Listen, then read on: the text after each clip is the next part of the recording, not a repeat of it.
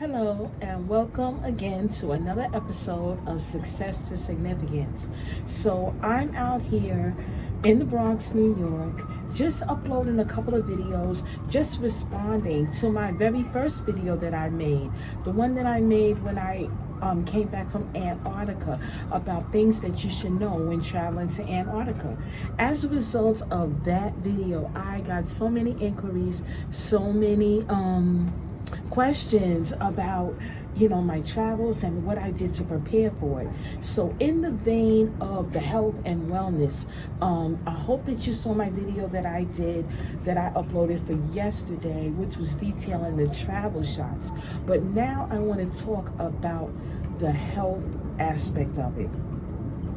In the very first video, I did talk about how we had to do a medical assessment, and it's really important to be in good health and wellness because you're going to be so far away from home. But this is for any trip that you go on.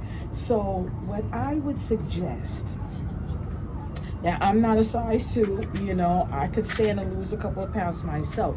However, I do a spin class at least 3 times a week just to build up my cardio, because what I have learned in my travels is that there is a lot of walking, a lot of climbing stairs, and a lot of times the airlines itself, a lot of them don't have the little tunnels that you go through to get onto the plane. Sometimes you have to actually walk on the tarmac and walk upstairs. So if you don't have good cardio and you're not up to it, if you have a lot of problems with your legs, your knees, your hips, it might be challenging for you. Now, a lot of airlines do provide assistance. However, sometimes that can be, you can wait a long time, and sometimes it's not practical, and it really depends on where you are. So I just like to be in good physical fitness for the most part. I subscribe, like I said, to a gym. I go to a spin class at least 3 times a week just to get my cardio up.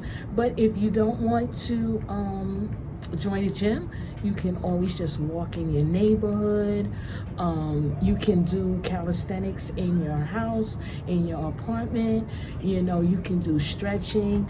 And even when I go on cruises, people say, oh, I'm on a cruise, I'm on vacation, I'm not going to work out. But it has become like a way of life to me. So I always try to go to their they're free.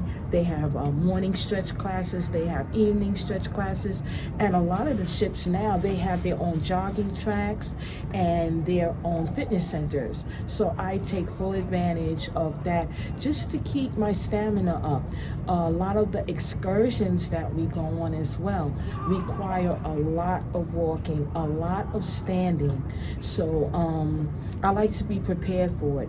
And then you'll see from some of my upcoming videos, we're going to talk about excursions. And I'm a very adventurous person, so I like to bike ride, I like to kayak, I like to climb, I like to do hikes. So you'll see some of the pictures. I'll upload those as well. I'm not really good at a lot of those things, but I like to try it. So in order to do that, I have to be pretty physically fit, so yeah, that's just something that I would suggest that you do prior to going on a trip, maybe a month out. Just start walking around, building up your stamina. If you're doing if it takes you an hour to walk maybe 3 miles, maybe you could try to get it down to 45 minutes, then maybe a half an hour. I do not run, because of my age, and I just don't like to put a lot of weight on my knees. That's just me. But I love to walk. And also another thing I must add, shoes. shoes are so important. I love cute sandals and a little wedge heel from time to time, but I always pack a good pair of walking shoes or walking sneakers. And what I have done, I have even tricked out some of my sneakers, like just so they won't look so basic. I'll go to the dollar store and get the little rhinestones, and I'll put them around my shoe so that they can look really sparkly. I've got a lot of comments on my footwear, so a lot of good comments, and people have really liked them, and they're one of a kind because I made them myself. So you know, I love sparkly things, but that's just me.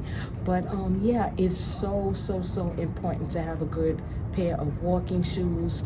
A lot of the countries that I have gone to were made, you know, they were designed hundreds of years ago. So in that time, they did not have, you know, a lot of they didn't have cars at all. So it was a lot of horseback and a lot of small buggies.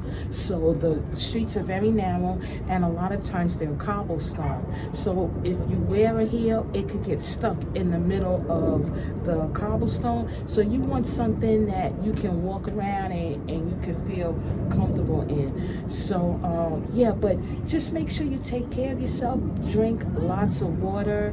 I like fruit juice every now and again, and of course I love my Coca-Cola from time to time. However, preparing for a trip, I drink lots and lots of water just to stay hydrated.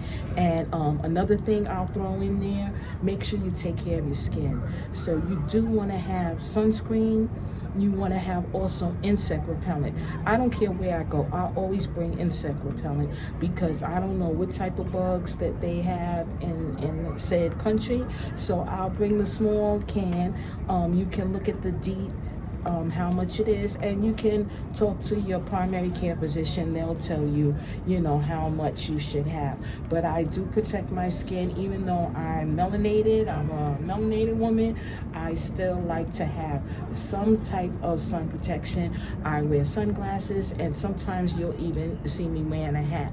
It just depends on where I am. But yeah, those are just a few tips that I have as far as the health and wellness segment of the videos, answering the questions that people had about my travels. So I hope it helped you.